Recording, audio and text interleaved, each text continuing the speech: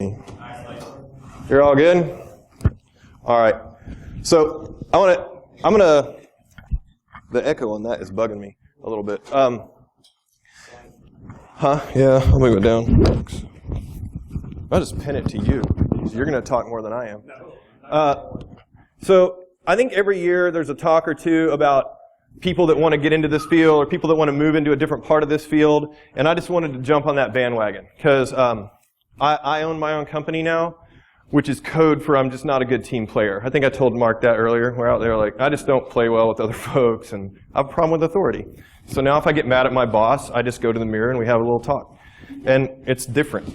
But I keep having these folks come up to me like, hey, do you do this, like break into places and then or test security? I'm like, yeah, I do that sometimes.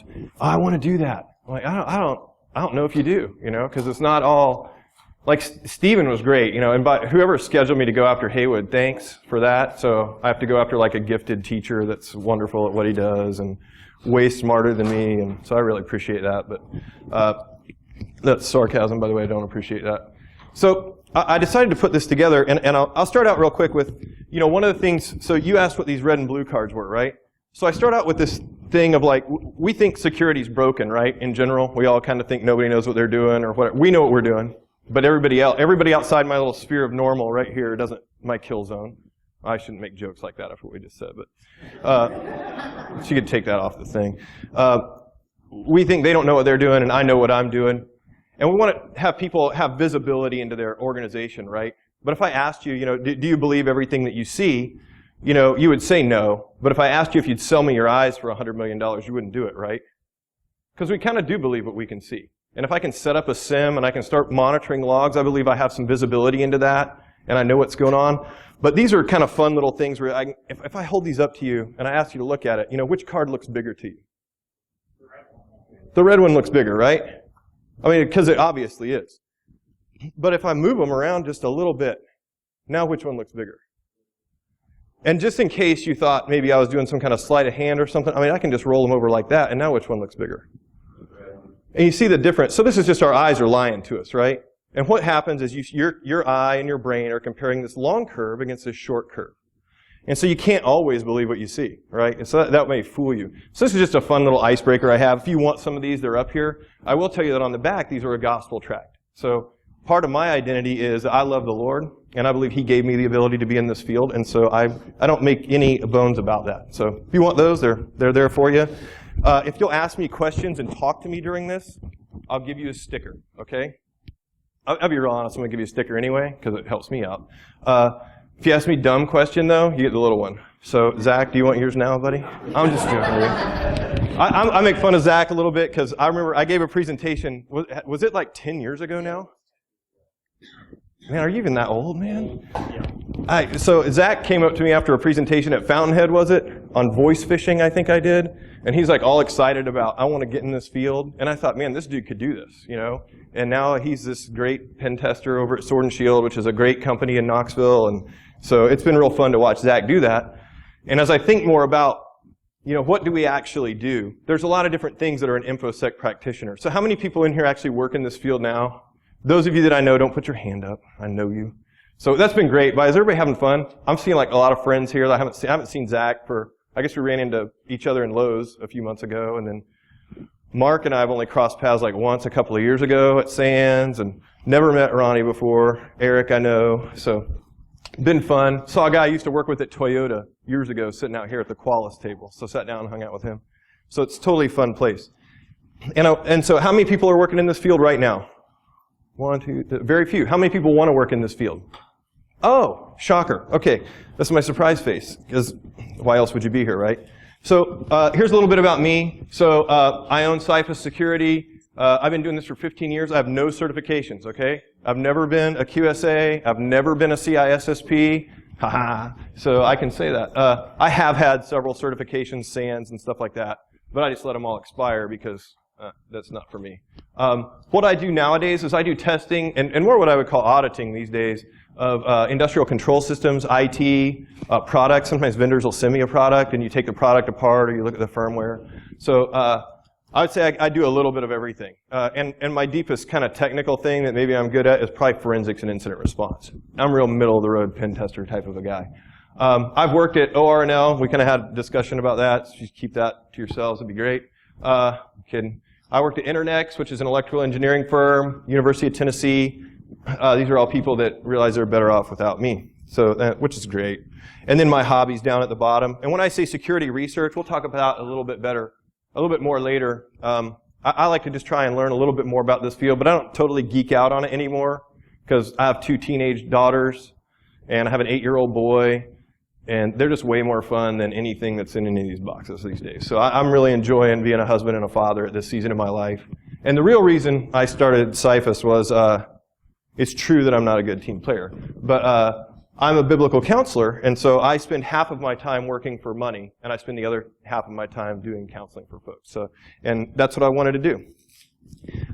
I have slides, and I have things I want to share with you, but I'd rather interact with you and answer your questions and talk to you as we go. So all of this stuff will be kind of, up to you. So you can listen to me ramble on about what I've been doing for 15 years, which is fine, because some of it's goofy and weird and fun. Or we can talk about what it is that interests you in this field. So feel free to just interject as I go. I'm real comfortable with that. Nothing bugs me, so Zach, jump in whenever you want and be all great. Actually, I'm going to lean on Zach a little bit because I know him, and probably Mark and Ronnie because they have some experience in this field, and Eric back there, to affirm what I'm saying. And so the guys that are practitioners in the room, would you raise your hand again real quick? I want you all who want to be in the field to look around and engage with these people. This is your biggest asset at these conferences, is making relationships with folks like this that have been doing this for a long time, because they can mentor you and guide you and correct you in this field. When you come in, guns like, I'm going to be a hacker. Yeah, okay, you're not today. Okay, and what I need you to learn some other things first. And then when you become a good pen tester, I might need you to learn some other things to go beyond being a pen tester or being a security researcher. Because what I want these days is I want someone who's real well-rounded, is what I would call it. But I think Mark and I were talking about that earlier. Sometimes that's a little harder to find these days. And you hear the news all the time, people talking about there's an infosec talent shortage, right? And I don't know that I agree with that because there's a lot of smart people here. I mean, Travis Goodspeed is from Knoxville, and he's sitting right out there. And if you don't know who that is, find out who he is. I promise he's the smartest guy here. And if you're not afraid after you meet him, something's not working up here, okay? Because anything. Dude, that guy, I mean, your phone should be off. I mean, Travis is around. Travis is the best. He'll be keynoting BSides Knoxville, which I don't know when that is yet. I don't know when the date is, but you may know? 11th. Okay, so they'll have a website. There's some disparity here. So this is what I hear all the time, right? And I'm not going to pretend I'm Obi-Wan Kenobi, but I had a friend that's a graphic designer make my slides, so because my slides are boring. And so he said, hey, can I play with these? I said, have at it. So all the time I hear this, right? I want to do this. And oh, it looks so cool. And I just think like, yeah, I love what I do. And it is kind of cool. But I don't think it's what I thought it was when I got into it. Anybody that's a practitioner now want to share like what your first job was, IT job, Ronnie? Manually going through firewall logs. Okay, log monkey. There was no aggregation. Set and awk, right? It was opening up .log for that day's timestamp.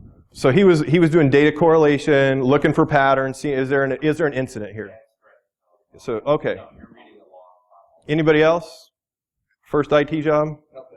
Help desk. How long did you do that? 2 years. It was awesome, right? Okay, so all the practitioners are like, it sucked. Okay. So there's a perception of different things. So one of the groups I subcontract to is called Precinct2 Group. They're a group of ex-Navy SEALs, and they do some. When you say you want them to red team something, that means something different in their head. Okay, but sometimes there's a cybersecurity component, and I'm allowed to do that dork part. But then this is actually one of the operators that does that. And sometimes people think this is what we're going to do, right? I'm awesome. And I'm going to go do, and you're not, but really, you're kind of like, all right, just FYI, this is you, okay, right here. This is me. This is us, all right? This is our people, okay? We're dorks, and it's okay.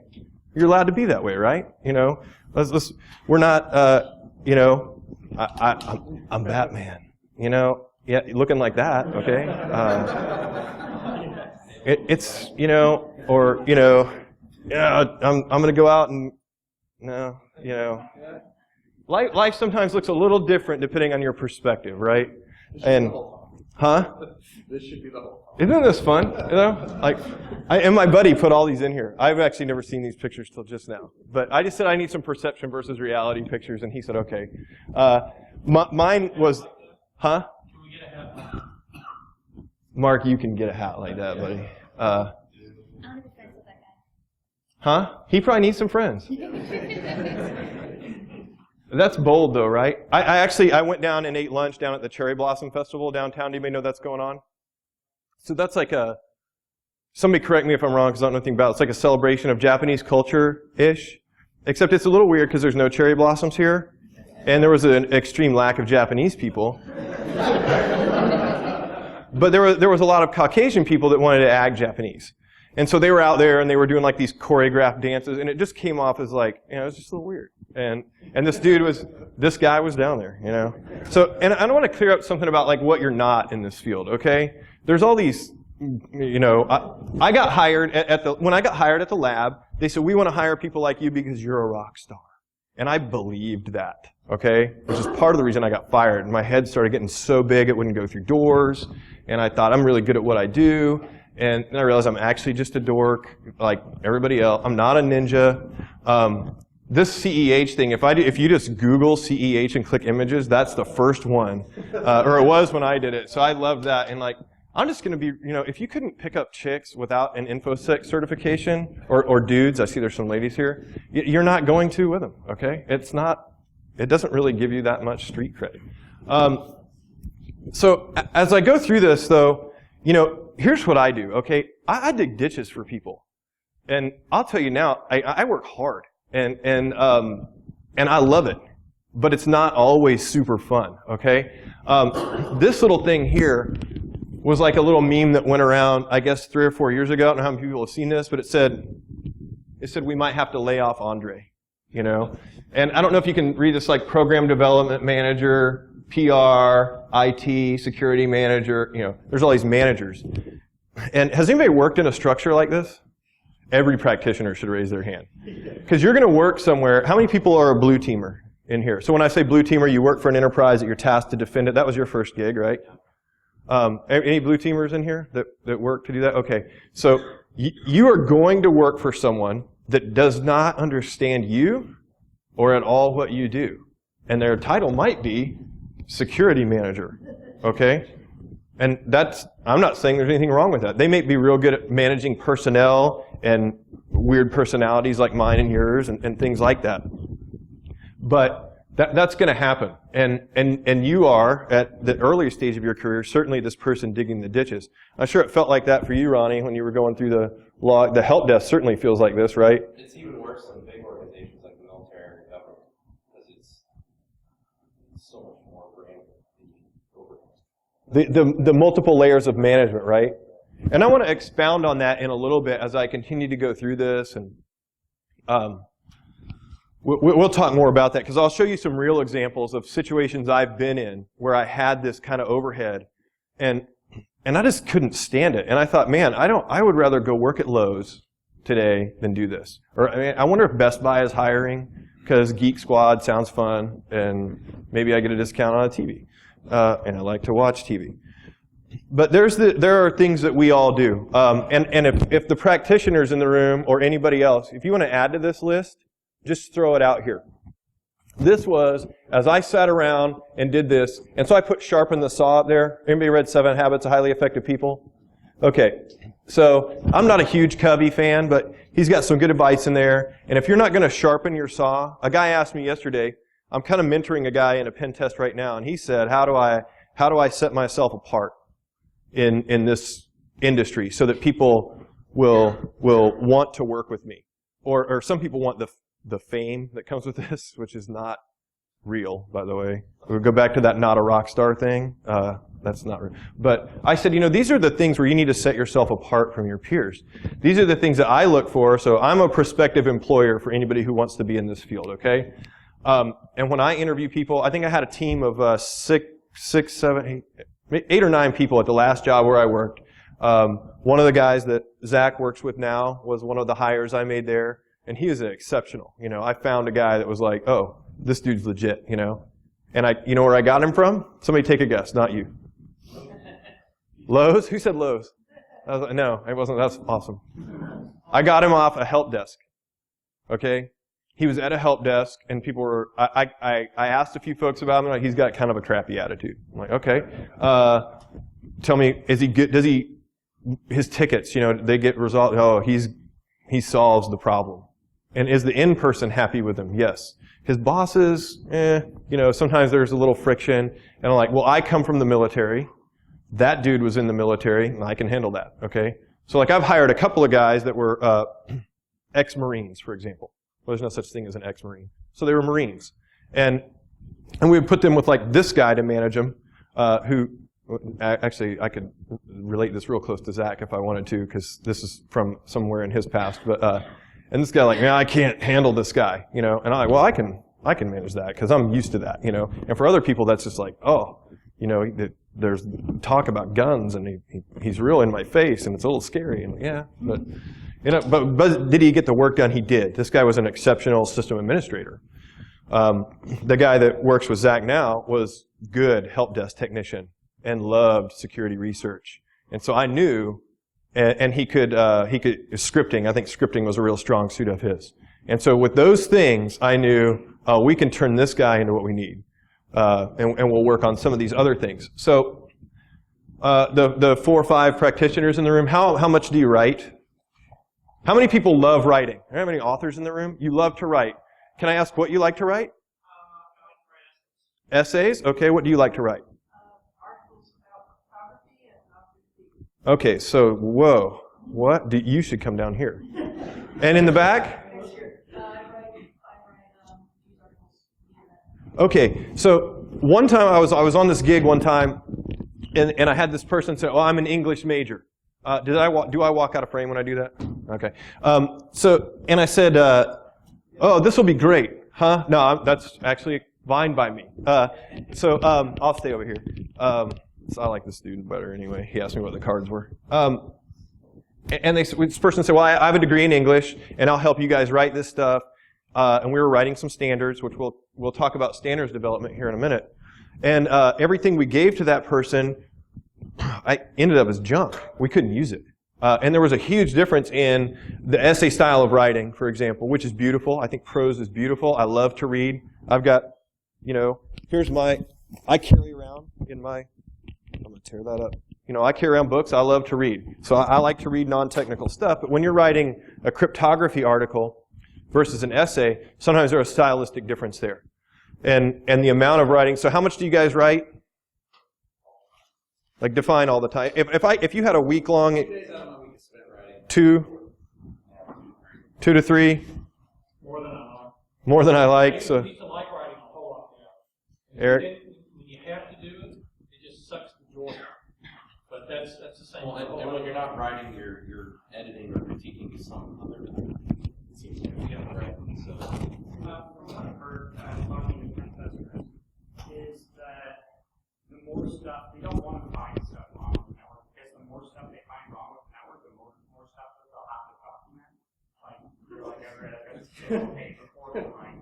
Oh, so let me describe my mentality, and then we'll see what these other 4 or 5 folks say. So when I get my gear in here, which I brought that for you as well, so you can kind of see what's in my kits. When that stuff boots up and I start going and Callie opens up like Steven had in here a minute, something happens to me and suddenly it's Thursday. And I don't know what happened, okay? And I'm like, oh, man, I'm tired and I've only had Monster Energy drinks for 4 days and I haven't had a shower. So I would like to think that I was smart enough to avoid finding stuff out for my laziness, but for whatever reason, I think some of us have this we start to latch on to that looked like, and I bet I could move here. And then we start, I got to Google that because I can't remember how to run that. So I'm never able to, my laziness never gets in the way. You guys? No, what happens is that you get down rabbit holes that aren't really important grand context things. You know, where it has no Good point. impact whatsoever, but I have to exploit this backup data server because it's pissing me off. Right. Oh, let's talk about time management real quick. So blue teamers, not as big a deal, okay? Time is free, essentially, especially, anybody work for the government? Was that yes? You're saying yes? No? So you have free time. Red teamers, what does time, your time is, your build out at a rate, right? And I don't know what your rate is. Somebody throw out, I mean, what does a pen test cost, a week-long pen test? Somebody throw a number out. How many people? One guy. Just to tell one guy, what would you charge for a 1 week internal pen test? Take a guess. I pen tester I talked to said something like $40,000 to $50,000. For 1 week? No, those people don't get hired. So if you were charging $150 an hour by yourself, that would be $6,000. It'd be $8,000 at $200 an hour. So that's what you have to think of, right? Some of this time is reserved, and if you own your own company, then I know that I start losing money if I'm not done in that time frame, right? So I hired, for example, my last job, I hired a guy that was brilliant, security researcher, came out of the government. He had actually retired from the government, and I said, here's my only concern, is that I think the pace here might be difficult for you. And he said, no, I can do it. And this gentleman was actually about 20 years older than me. And I said, okay. So we brought him on. Super smart guy. He could code in any language. Brilliant. He could do cryptography in his head. I mean, this guy was smart. He said, hey, you have 1 week to do this job here. He said, this would take 4 months. I said, you have 40 hours. Be done. You know, you're going to be done in 40 hours. And we got to the 32-hour mark, and I stepped in and I said, where are you on this? And he said, right here. I said, give it to me. It's got to be done tomorrow. And that's just the way it is. You guys agree with that? I mean, and they will come to your boss will come to you that doesn't know what you do and be like, you're done. And you don't have a recourse there. You either have a different job or you be done. And you be done well. And it must look good. So that brings me to the workforce development thing. Hiring difficulties for any of you guys where you are? You have difficulty hiring people? A little bit. Yeah. Yeah, we're always hiring for that. Yeah. Always hiring. You guys, staffing's always a concern. And so these two guys are at the same company, so I know they agree. And I used to work there as well. Pretty much everybody here, does everybody go through Sword and Shield at one point? Great company. If you're interested in this as a career, they're a great company. They're in Knoxville. And Red Tiger's great too. So Mark works for Red Tiger. They're a fantastic group. Who are you with now, Ronnie? I'm back to Lockheed. Oh, yeah. Now, Yeah, I'm a little nervous now. I got my wallet still. All right. So workforce development, what you're looking for there is I want you to be mentoring someone in this field at some point. I want you to find a mentor if you need one. These people here, like I said earlier, are your greatest asset as you come to these things. You're going to make connections here that will really help you move forward. And this field can really be a lot more about who you know than what you know sometimes. Because the technical things, I mean, Zach and Ronnie and Mark and Eric and these folks, they can show you how to run Nmap the way Stephen was doing it earlier. We can show you that. There is a little bit of an art to penetration testing or being a blue teamer. The ability to see what's not readily apparent in front of you. Like I did that little optical illusion for you. Sometimes, and I'll show you a real example of this in a minute, you can run Nmap and you can run Nessus and you can get domain admin without ever finding anything in that. And it's just, that's where I want you to have some help desk experience. I want you to have looked through logs. I want you to know that anytime you type net space users space / domain and you're authenticated to a domain server, it will likely dump all the users. And then you can see everybody's username. And you're having fun now. And now you start asking it, who are your domain admins? And most domain controllers answer these questions. Funny thing, so recently there was a thing about a former Secretary of State and email, you know. And I'm not going to talk about the ethics of that. I'm going to talk about the security function of that. I immediately queried, you know, I can't help myself, so I asked the SMTP server, hey, what accounts are on you? And it says, you know, all these. And my favorite one was Big Dog Willie C at thatdomain.com. And I'm waiting to publish that blog post because I want that to kind of die down because you never know how sensitive that might be with whoever it is. But those are just things you can do, right? And I want you to know, you know, speak a little SMTP. It'll take you a long way. Know how a domain controller works. It'll help you out. Anybody ever written a hardening guide? Okay, what's a hardening guide? Somebody throws Config manual. config manual for like a Windows platform, Mac OS 10 like Steven had up here. You need to set those up for your environment so that it's safer, right? Turn off unnecessary services like he said. Does RDP need to be open on every machine in your environment? Maybe, maybe not. I don't know what you do. Where can you get hardening guides? How hard is that to write? Center for Internet Security.org. You can download them, customize them to your environment.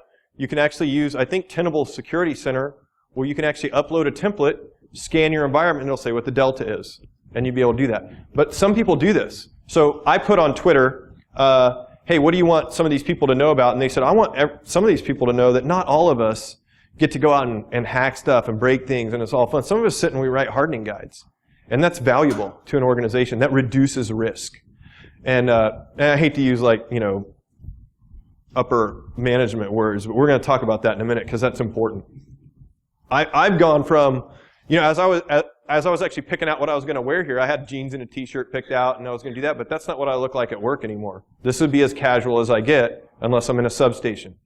And then I'm jeans, steel-toed, hard hat, but I'm typically in front of upper level management these days. And we have to learn how to translate what you found to what they want to fix.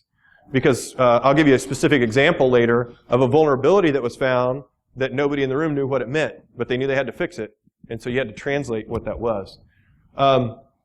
Standards review and development. Anybody, you guys ever been on a standards board? I know you have, Mark. Ronnie, you have. You guys may not have. Sword and Shield doesn't really play in that sometimes, but and good for you guys, because that can suck the life out of you too. So what groups have you guys done that with? Smart grid interoperability. Okay, SGIP. That was awful. But good work still. Well, Hard team to play with, I think. It was. They spent most of the time on privacy. ICS JWG is you? Yeah, ISA primarily, but when I misspent youth in the chem sector, we didn't write standards, but we generated a lot of guidance. Right. And the difference is how prescriptive you get or what the standards of the organization are. A lot of times you develop a lot of material that for like members of the trade organization, but they're not prescriptive. And guidance is the best you can get. You Right. say it must do this. You say you should do this. But there's still a lot of need. So he's talking about, and we'll talk a little bit, I want to go through that in detail when we talk about the difference between regulation standards and guidelines in a little bit. And you're going to need to know that in your career, and you're going to need to know that whether you're red team or blue team, okay? Whether you're a consultant or you're looking at firewall logs. This will come into play at some point in your career, and it may make your eyes fall out of your head, okay? It's, it's like reading Lamentations or something, okay? That can be a downer, all right? But this is necessary to further, everybody's heard this, we should be proactive and not react. This is how you do that. Develop a standard. I was in a group called Limnos, which I'll show you later, which is now actually turning into an IEEE standard. What we wanted to do, how many people know what SSH is? Okay, how many RFCs, everybody knows what an RFC is? Okay, how many RFCs are there for SSH? Okay, over 20, all right? There's over 20 RFCs for SSH. How many people have heard we should implement best practices? Tell me what a best practice is. That was a perfect answer, right there. Like what we're doing is the best practice, right? So a group of us in Limnos, and we were a group of people from TVA, Schweitzer Engineering, Idaho National Lab, Sandia National Lab, a bunch of consultant, we're the vampires in there, sucking the money out of the project. We decided, let's write a best practice. This is how you should implement SSH. These are the cryptographic ciphers you should allow. These are ones you should explicitly not allow in your SSH daemon. Did you know you can implement SSH insecurely? You can. And so we wanted to make sure there was a best practice. It's being turned into an IEEE standard now. So we made a guideline, and now we're going to turn it into a standard. And then whether it becomes regulatory later through FERC or NERC, we'll see. But we're going to do it. And it was actually incredibly painful. It has been 6 years in the making probably at this point. I think Limnos project, were you part of that at one point? Either of you guys? So it's been going on for at least 4 years, and it takes about 18 months to turn an idea into a IEEE standard. So that's the standard rate. So, and we're going to do it for SSH, we're going to do it for X509, LDAP, and syslog, because we thought you should actually have a best practice for that. So if you're going to run syslog in your environment, we think you should capture at least these fields. And we think you shouldn't waste your time with these. And we're a group of diverse industry experts, rock stars, whatever you want to call us, and so we'll write it. And the reason why standards are important is when you think about how long we had to live with web on wireless before everything became WPA standard. It was because of the standards body had to go through. Ronnie said had to, like it's not around now. Well, but you know what I'm saying, though. It's like, I go buy a router off the shelf now. It's going to have WPA on it. Right. It used to not be this way. And it was because standards had to be written that takes time. Who's SSID in here, by the way, as it hurts when IP? Mine is Bill White Science. Yeah, that's funny. All right. Witty people.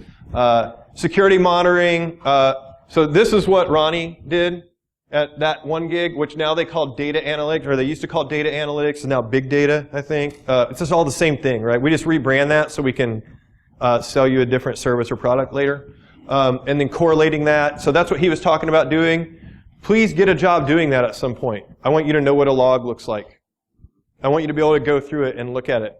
The tools that are available now, when I was a boy, I had to walk 5 miles to school uphill both ways with no shoes on in the snow. So you guys have it better. Take advantage of that. The tools we have are wonderful. I think Stephen hit on that in the last talk. Use the tools that are available to you. I spend a lot of money on hardware. I'll show you some of that stuff in a minute. But software, I only buy a few things. I buy Burp Suite Pro. I buy Nessus. And I own one other piece of software. I can't remember what it is right now. But that's everything else I use is pretty much free. Everything I use for forensics is free. I buy the hardware for that. And these last two things are kind of, as you start to move upward in your career a little bit, this is where I really need you to translate and be able to talk to an executive or tell them, you just went and did a pen test, right? You busted everything open, you got domain admin, you hand somebody a report, they love it, and then they look at you and say, well, Zach, what do I do with this now? And you need to be able to say, what would it take to build you a cybersecurity program, an information security program? Because we have built things for a long time, and this is our fault. And when I say our fault, I mean the infosec community, we did this wrong for years. And we're going to have to correct this in the near term. So what we did is we said there should be a CIO and there should be a CISO, right? And the CIO, this person is focused on providing services and delivery and making sure the content is available to our consumers. And the CSO was responsible for making sure that was done somehow securely. The CSO never really materialized into a real upper C-level position. And it's my opinion now that those two positions should not be different. If security isn't part of, so you have application developers somewhere, you have an IT help desk, you have networking group, and then you shouldn't have a security group. Security should be part of all of those groups with some oversight reporting up to a senior leader like a CIO who has that as, keeping this data secure, depending on what it is what we're about here. Because, let's face it, if you break into my website, for example, cyphus.com, who cares? There's nothing there. There's an incident response kit you can download for free. There's an incident response plan template you can download, and that's it. There's nothing there. If you are TVA and you break in there, what do you have access to? Employee records. Employee records. What else?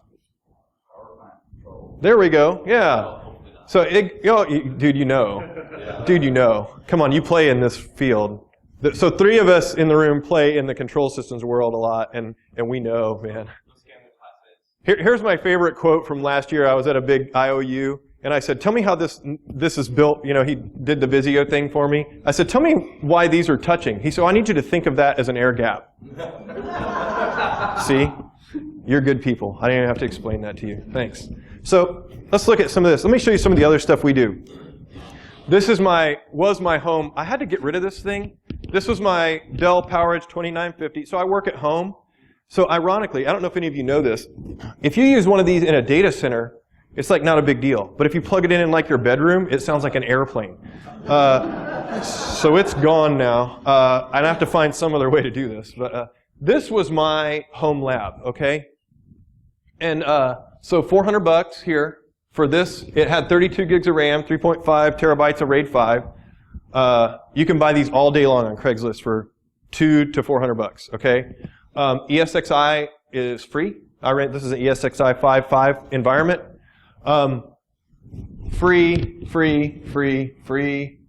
Free.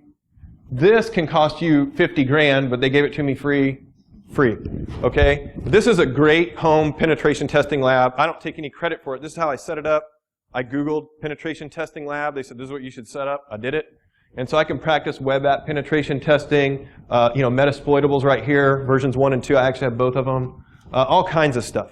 This is a great, if you want these, my email address will be up here later. I'll send you the slides if you want them. But I need you to be practicing your craft. And I need you to be good at it if this is what you want to do. If you're a blue teamer, you would still want to do this and replicate some of the services you run in this. Operations environments, I think we see the lack of a lab a lot of times, a sandbox. So they come in and say, hey, will you test this? And you're like, well, I can't really. And if I flip that switch right there, that's a recloser. We don't really want that to happen here. So do you have a sandbox we can do this in? No. But we would like you to build that because I really don't want the lights to go out right here. Which affects things. So we do things like this. So how many of you guys that are practitioners have a home lab and geek out a little bit? Yeah.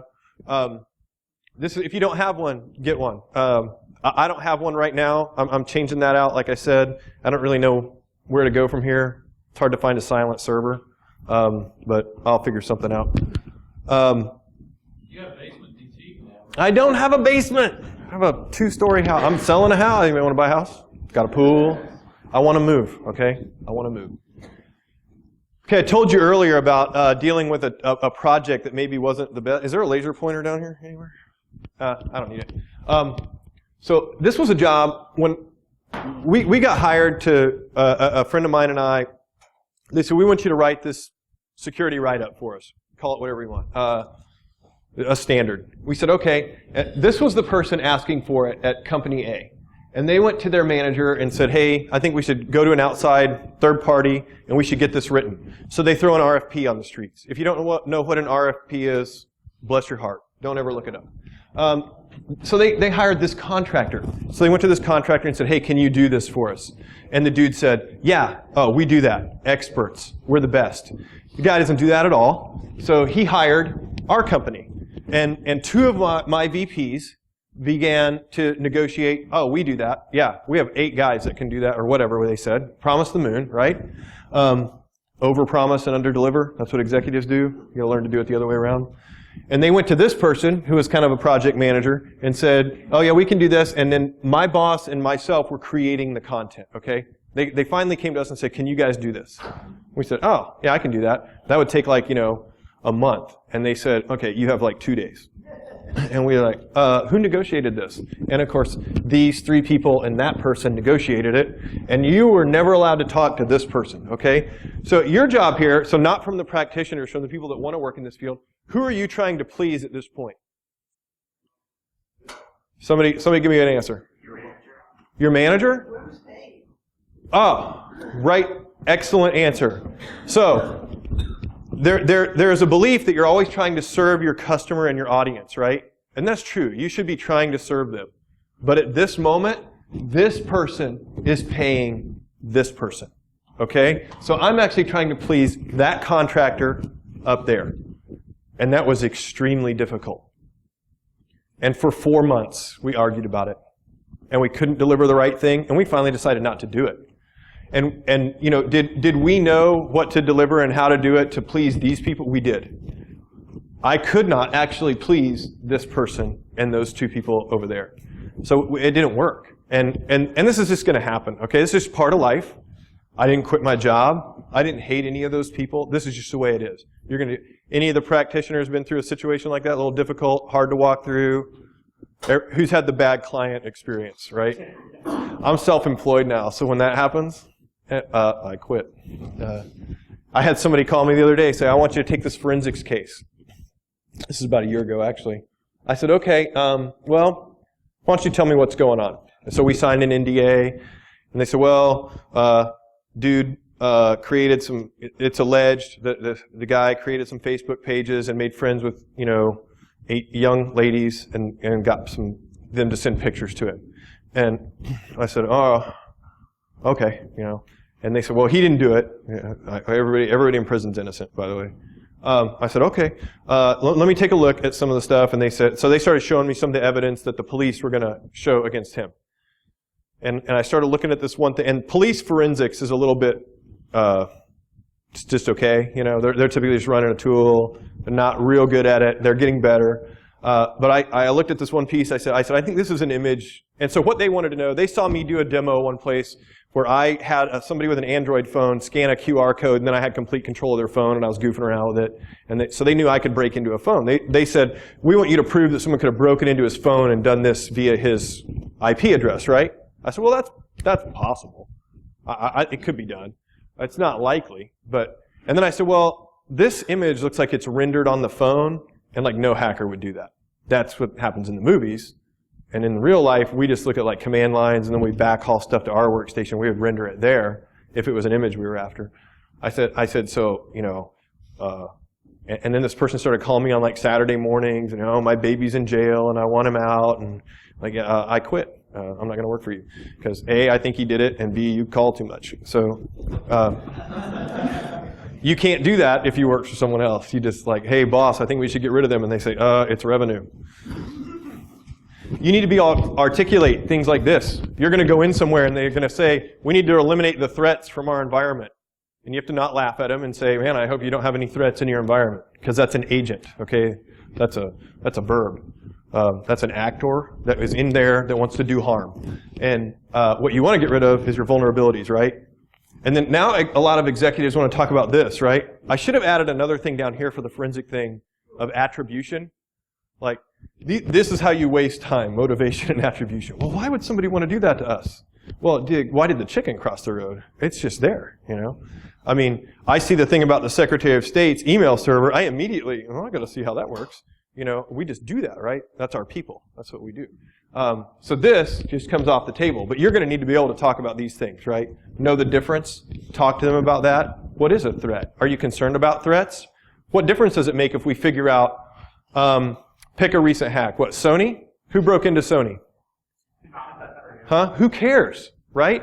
Who cares? What are you going to do if it is North Korea? Sanction them? We don't have economic trade with them. What did you just do? Nothing. What do you actually want to fix? That, right? What's the vulnerability that you need to mitigate? Is it a patch? It's probably a process or a person, actually, these days. It's not really probably a technology anymore. But that's what you have to focus on. But everybody wants to talk about, man, we need to figure out who did this, and then, well, what are you going to do? I think in the near future, there will be tactical action taken on things like that. That will change. This whole idea of cyber warfare will escalate into somebody will do something logically that will translate into a physical action. That will happen in the future. It's not happening now, and that's why attribution sometimes doesn't matter that much. I need to be able to articulate something like this. So I just went to a client. I said, have you looked at this system over here? They said, well, we're a risk-based organization. So what we do is we only do vulnerability assessments and penetration tests on things that we've deemed to be high risk. And I said, well, interesting. How do you know what the risk is? Because I put together low-level findings all the time. And if I can find 4 low-level things, I'm usually winning, okay? So you need to be able to articulate to them, well, my understanding would be that what we want to actually do, and this is just 2 different ways to visualize it. I made this one up in the upper left hand. I downloaded this one off the internet, but Googled risk and images. Okay, I thought it was good. The vulnerability and the threat, right? Who wants to do it? How are they going to do it? Do you have a countermeasure for it? And then the big thing is, you, as an outside consultant, don't know this, the impact. Your client would know that. You, as the blue teamer, should know the impact. I call that a failure scenario. Okay, if I can get into one PC in your organization, how bad is that? I need you to quantify that. I can't do that as an external person. And then we know how bad it would be. How much time did you lose? How much revenue did you lose? So if you're an electric utility, the only way you lose revenue is if you're actually not providing your service, right? Your customers don't actually go somewhere else. They're not going. But if you're a wealth management company, you get broken into, you don't have any customers, right? They leave. I see your probability and impact, and I can see, but I don't exactly understand what the threat quantifies. Because, what does threat mean? Right, and that's why it has to be like a threat and vulnerability combination. So, so my example is not good. Thank you for pointing that out. We like to focus on this here. Like, let's find out what the exposure is, and then who would actually want to take advantage of that. Which again, threat is less important. But I don't know an organization yet that's willing to drop the threat from anything. Threats can be non-person too. So it's like, well, our building isn't hardened against tornadoes, but we don't live in a high probability tornado area. So it would still factor in for consistency. Right. So what is going to do the damage can still, even if it's not an actor, a person. So he would say a tornado, tidal waves, environment, equipment failure is a threat. I mean, if it just quits working, you're in trouble, right? You don't have backups. Uh-oh.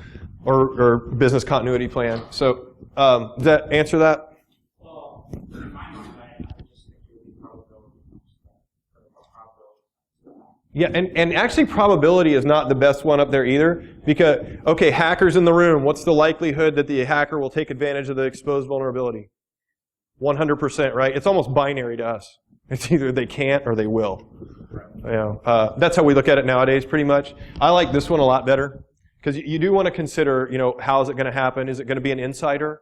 Because if it's only your employees, you can do better things there and really monitor that. If it's exposed to the world, you're in trouble. You know, so it's that kind of thing. Going back to the standards thing. So for those of us that play in the electrical world, somebody came to us at one point and they said, we want you to go through and look at how all the standards, guidelines, and regulations impact us as a utility. And we foolishly said, okay. And this was a small sample of things that impact an electric utility or a vendor in an electric utility space. And I would say this is probably 2/3 of them that we could come up with. We knew that we'd reached our threshold for not having our ears bleed at this point. So we started looking through this and noticed that even within IEEE, there's multiple societies. There's more than 43 now. And are you IEEE member? Anybody? No, me neither. I don't join groups much. So we looked at this, and they wanted us to turn this into, you know, how does this work for us? And so we showed them, well, this is what it would look like for you, okay? We're going to break it down into state, federal, and private things. So most people don't actually know NERC is a private entity, which is weirdness in and of itself. But, you know, and we went from kind of, so this is what Mark was talking about earlier, knowing the difference between regulation, standards, requirements, and guidelines. I would say most of us are going to 90% play in the guideline and standard field. We're not really, I'm not in regulatory or making requirements for people most of the time. I don't know if you guys would be different than that. But what we also found was that, okay, so state commissions, we won't go into what that is, but a PUC from a state, that's a law. They're going to tell you, you must do this, okay? And you're beholden to us for that. And those people are, I think, all lawyers in most places, right? Sometimes there's a double E that's part of the group. I think in California, actually, Wendy, she's a double E, and she's part of the PUC. But most of them are lawyers. And what we found was that you went from like least prescriptive to most prescriptive down here. So I think I was part of this group, NESCOR, Limnos. You were SGIP. I don't have ICS-JWG up here, but they would have fit down in here as well. ASAP SG. We were developing very tactical things, like flip this bit in here to make this more secure. So these were much more, and you can see that they would fall down into the guidelines area. You might want to think about doing this. But what we regulate is actually much more high level. Why is that? Not everything applies to Every environment is different, right? You do not want the government to say, you should do everything just like this. That would be not fun at all. ICS-JWG is just a collaboration group. It doesn't, I mean, they publish like a roadmap or roadmaps, and they publish some interesting stuff, but it's certainly not standards. It's not, it's, you know, kind of like this is where you ought to start thinking. You could fit down here, though, right? There's not even best practices. The reason I like ICS-JWG is... DHS? Yeah. So they're an interesting group, and they're kind of figuring out who they are, and they're new, so give them time. When I say DHS, I'm thinking more about the control systems. Yeah. INL? You're thinking about INL. INL is an DOE, so it's really confusing. You kind of score hard. So yeah, it's kind of, anyway, that's a fun, if you want to know more about those people, but I throw ICS-JWG into this mainly because I love the people that are involved in it, and I think they're wanting to do the right thing, and they're doing it at the right pace, certainly, where some of these other things are like, hey, let's just throw out this. And let's talk about throwing some things out there. So I'm at this place, we got about 10 minutes left, but they send this to their third-party vendors, and they say, what version of IKE do you want to use for your IPsec VPN? Is that a problem? Who knows what IKE is? Internet Key Exchange. Version 1 is broken, okay? It does not work right. It does not properly encrypt an IPsec tunnel. So we asked the network engineer, are you aware of this? So this is what you would call like a tabletop walkthrough kind of a thing. The network engineer says yes. The managerial person at the table says, what is IKE? And I said, so this is where we're going to have a delta between a technical person and being able to talk to an executive, right? This is why I brought this up here. Okay, so if there's a problem with IKE v1 and you negotiate that with people that you're going to allow into your environment, what fixes that issue? What's the simple answer there? It is as simple as it sounds. You just use v2, right? Which is not a big deal if you're a small organization. If you have like one connection, who cares? You just disallow version 1, and it's not a big deal. Yeah?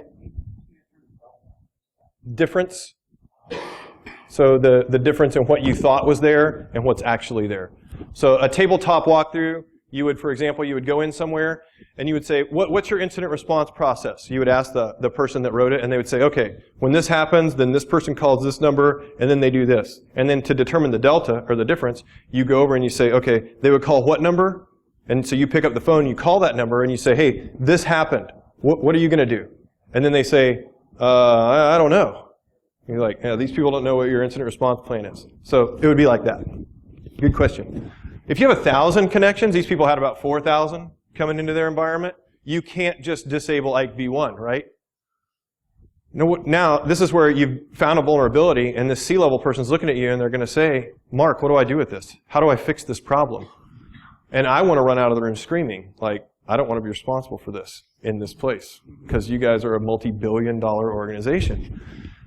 But what we did was abstract it up into something that the executive would understand. Okay, we created a major project called network security, and we wanted them to implement. We counted up how many high, medium, and low risks after working with them to determine the impact of the vulnerability in each of these things. So we created these as mitigations right here. We made these categories for them. So getting rid of IKE v1 would be establishing enterprise access requirements, enhanced site-to-site access, and perimeter security minimum security baselines. So hardening guides for perimeter security devices. And we created all these projects under a big one. We told them it would take about a year and probably $1 million to fix. And the executive understands this. He understands what network security is. And he understands what $3 million is in 12 months. And so now we have a project where we took something, nobody cares what IKE v1 is, okay? When you go in and you say, that's owned your domain. He says, I don't know what you're talking about, you know, and so there'll be that difference. And going through this, I think Stephen talked about this, so I was so glad to hear him talk about having a UPS available. So I went to this company late last year, and I'm scanning the network, and I found this. What is that thing? Which does? Regulate power. Yeah, this is a little battery like you would sit under your desk, okay? This isn't even, I can't shut off a data center. This thing is inconsequential in the scope of things, right? This piece of gear, if you unplug it, like nothing will happen. It doesn't matter. Huh? Yeah, so there's that, right? The audible irritant. So, you know, but I'm a doofus, so I'm gonna log into it, right? Admin, it was. So I log in and I see it's gonna email the sysadmin whenever it turns on. I think, well, that's cool, because what do you have to do to send an email? Authenticate to the SMTP server, right? So Ty, that means that's a domain account, probably. It was. So it's right here, and you see, oh, it's obfuscated with the little dots, right? So I right-clicked it and did inspect element, and it was right there, plain text. Super complex password, by the way. This is what I'm talking about. Nothing in this would have showed up in a scan anywhere, okay? This is fun. By the way, these people manage like superstar celebrity money. Okay, this is a wealth management company. They do about $5 billion a year and have like 40 employees. So this is not inconsequential data at this point, right? And I'm just playing with a battery backup. And you felt like a rock star. Huh? I am a rock star, man. Ninja. Thinking, what do you think about that? You know, and they said, we think you're a dork. And, all right. So I said, so now I have that username and that password, right? And how do I know who that is, though? So I had actually gotten, who's used the responder Python script? Best tool ever. If you don't know what that is, the coolest thing. It takes, how long do people think it takes me to have a username and a password if I'm doing an internal test? Use about 15. It takes me nowadays, I have 1,600 cores in my GPU on this gaming laptop, and I got 5 minutes left? Okay. So it takes me about 10 or 15 minutes. I'll have a username and password. I log into the domain controller here. I run that. RPC client's my favorite tool for that. I ask it, who are your domain admins? It said, hey, 3349 is a domain admin. That's that Eaton battery backup. I'm done. I've been at this place, by the way, 2 hours at this point. I have the rest of the week to go. Now, are we done with the penetration test at this point? Not even close. You still have to finish your scans and see all the ports and services that are open and see what other vulnerabilities are present. But, you know, at this point, when I want to show off at the end, I'm done. I've got all their username. I pulled the ntds.dit file off of the domain controller with remote desktop at this point, and which was actually much harder than I thought it would be, taking that thing apart and putting it back together. And those are sweet passwords, you know. And these are, dude, that's long right there, okay? That's long password, but I don't care. I got all the dictionaries, so it works well. But at this point, we go back to that whole executive communication thing. This was a 1-week engagement that was just a quick and dirty pen test. We have a long way to go here. We told these people, they were shocked. They had had a company come in the year before, paid them a ton of money. They said everything was fine. You're PCI compliant, whatever. Which I don't even know what it takes to be PCI compliant, but I know I can do this there. And so we went in and said, you know, you guys need us to come in and do like a full enterprise risk assessment here. We need to look at all your processes. We want to see how you trade money. What is the process if I call in and I'm a super rich guy and I say I need you to move some money around so I can buy my new boat? You know, how does that work? I'm going to audit your process at that point. And I want you to have that ability as well so that you're not always just running a scanner or running a tool or looking at firewall logs. But my main point in coming today was that I do want you to have a skill like that. So if you want to work in this field, there's 3 skills that I usually look for, and I'll ask these guys to jump in as well. I want you to either have been a help desk person, system administrator.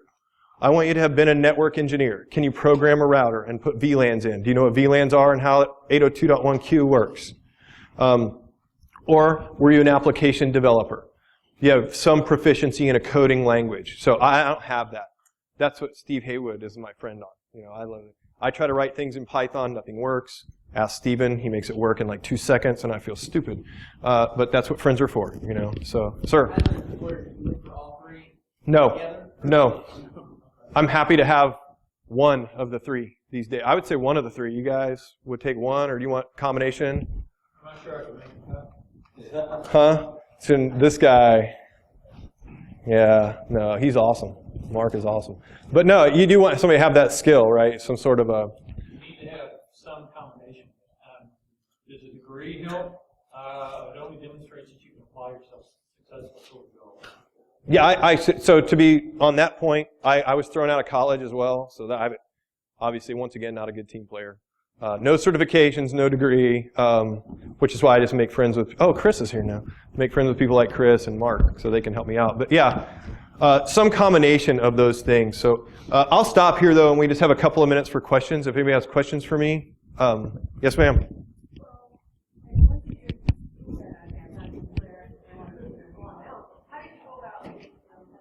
I'm just joking. I love people, and I like to help people and serve people. So what was the end part? How did I do what? Well, I got to the point in my career where I published a vulnerability with a friend a few years ago. And so when ICS CERT publishes something with your name on it, then that brings some people start to know what your name is. My name is actually very weird. So my name isn't John. So people know who, like, Slade kind of sticks out a little bit. And so people started to call and ask to do work with Slade instead of do work with the company. And then I knew that you know, this company came and said, we want to subcontract you for 6 months. And that was enough for me to do that. So that's how I did that. Anyone else? If you want to hang out afterwards, I have my forensics gear here, and I have my pen testing kit here. If you want to look through some of this stuff like Steven was talking about, feel free, don't steal it. I hate that I have to say that, but like he was talking about a Nexus, you know, you can get a Nexus 7 tablet that runs Kali NetHunter. This one does. You can crack wireless with that, run HID attacks, do whatever you want. It's pretty slick. But you're welcome to come down and look through this stuff. This is kind of stuff I take around. But if you have other questions, please get a hold of me. And thanks for letting me hang out with you today. I had a great time.